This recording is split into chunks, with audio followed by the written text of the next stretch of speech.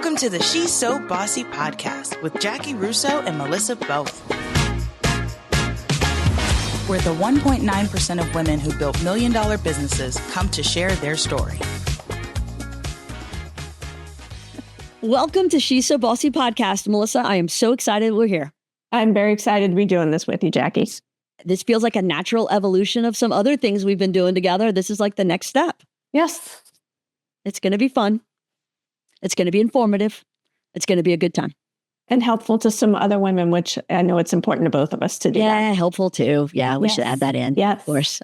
So I think this really kind of started when I read that article a couple of months ago that gave a statistic that was startling to me that said 1.9% of women-led, women-founded businesses that get to $100,000 a year in revenue, only 1.9% get to $1 million a year in revenue.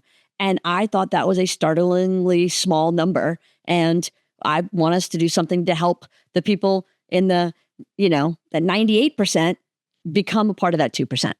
And to even just keep growing wherever they are. I remember when you did put that statistic out there, even someone local reached out to me and said, I'm so glad y'all said it because I didn't know that what I had done was so rare.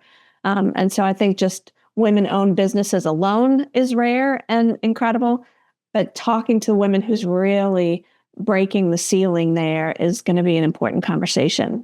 Well, and you make the point about it being rare. If you see it, then you know you can be it. Growing up in this town, I saw a ton of women-owned ad agencies. I thought it was a female-dominated industry. I thought every ad agency was run by women because more than 50% of the agencies in Lafayette were. And so I started an ad agency.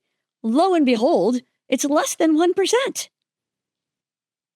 But I didn't know that. It's hard. I didn't know it was hard because I just saw all these other women doing it. So I just thought that's what women did. And so it's good that we're going to have conversations of how even people like yourself and women we emulate and admire and aspire to be like or goals like. I think it's going to be good conversations for anyone listening. I think so too. And what I'm looking forward to is understanding the similarities that we all have in common and how different women have overcome some of those same challenges we all face. And they're challenges of entrepreneurial life. They're challenges of running an organization. They're challenges of meeting payroll. They're challenges that are not gender specific. But then we add some gender challenges on top of that. So to me, that's where the real magic starts to happen, is that all of a sudden it's like, oh, okay, how did you get through that? Because I am in that right now, and I want to know what the future looks like for me. Including family responsibilities, obligations, and desires to have that balance that we only seem to attribute to women that way. And I know by the time we air this, we have already had our first episode. And so it's really incredible to hear how much common humanity I think we're going to have in people that seem like they are an anomaly, but they're not. We're all just human trying to do the things that we all want to do in life. So again, good conversations. Yeah. One of the things that was interesting to me was my own reaction to this. As you and I were starting to plan this and put the pieces together, and we started kind of ping back and forth on that document of questions we were going to ask, all of a sudden I became very focused on, would I ask a guy that question? I have another podcast that I do. And so is that a question I would ask a man on that show? And am I contributing to this whole putting women in a box, having an expectation of them? If I'm not going to ask a man how he balances raising his kids and work, I'm not going to ask a woman. But yet that's part of the conversation too, is how do we do it? Answer the questions, feel about the questions, because those are the questions that are coming to us. Fact. All facts. Yeah. Who are you excited about inviting to be a guest? We don't know if they're going to show up or not, but who are you excited about inviting? I'm putting the big ask out there. I'm going to ask Brene Brown. As a trainer, I have she's close on my radar. We have been on the same Zoom calls together. If I recall correctly, she knows your name. Yes, we have had a conversation. I don't know if she would remember, but she's going to be my ask. As much as her a professional evolution has changed and affected me, it has definitely changed my life. And she continues to evolve and change. And so I would welcome that invitation. And yes. What about you?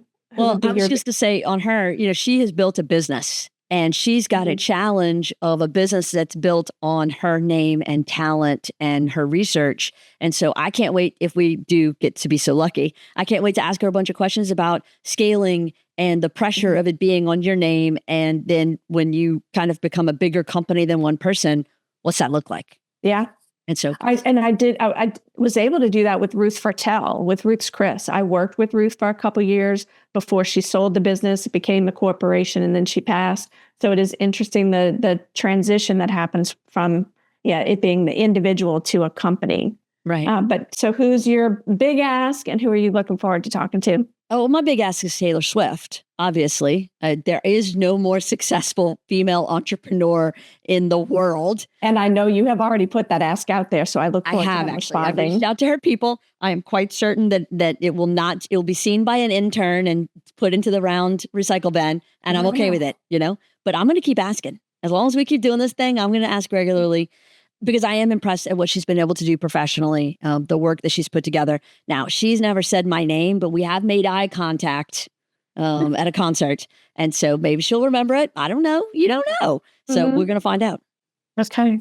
Anybody else on the docket? I know that you have... There's some mortals. There's some mere mortals that I am excited about. A couple of different entrepreneurial women, across the country in manufacturing, in professional services, in some pretty heavy-hitting career positions. And I am fascinated to understand their stories.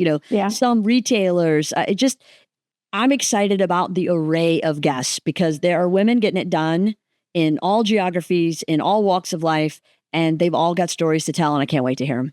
And I'm all about stories. And what I want to impart on anybody that even has listened to us this far, that every story is going to, you're going to relate to something. Because even I struggled with who am I to have these conversations? I don't have a goal of 1 million. I doubt mental health will ever get me to 1 million, but you never know. It is important to us to share the stories, to know that we do have common struggles, common aspirations, and dreams for our lives. So I hope anyone listening can see themselves in the stories too that we're going to be sharing. Well, and I think you said it, whatever somebody's goal is, if the goal is 500,000, 1 million, 5 million, 10 million, 50 million, you're working anything. Yeah, it's working towards the goal. Again, when I didn't know that was a very small percentage number, we hit the 1 million mark in our second year. So that would be 2002. I didn't know. I just thought that's what you did when you built a business. And we have not continued to grow at that rate, let me assure you. But I'm now about to have my second company reach that mark this year. And so congratulations. Thank you very much. So I did our projections for this year and I was like, I think like December 29th, we'll hit that number. And I look forward to interviewing you on our podcast. She's so bossy. I would love to talk to you about that. But, the challenges now of balancing an established company that's really become its own machine. I'm here. I'm a part of it, but I have done an amazing job of delegating and making sure that everybody else has a place. It requires the least amount of my time and energy from all the other endeavors that I do. And so now it's like, okay, how do I get this next one scaled up and then start on the next, because that to me is the fun, is the growing and the building. And so that's why the goal can keep moving, because it's whatever you're working towards. Yeah, that's where your creative energy goes. Exactly. Yeah, and I'm excited about those things. Those are the things that get me up, like ready to hit the ground running in the day, because that's the fun stuff. Yeah. And we now get to do this one together. We do. And I'm excited about that. Yeah, so for everybody listening, this is your chance. Make sure that you subscribe, share, and most importantly, tell us who you want us to interview. Who in your world has impressed you? Who do you think has done something smart and different and special? They don't do a good job of shining their own light and tooting their own horn. But whose story do you want to hear? Whose story do you want to hear? Who should we talk to next? Let us know. All that information is going to be in the notes of the podcast. And stick around, because we'll be back every 2 weeks with somebody else's story. Because we so bossy. We are so bossy. He's so bossy.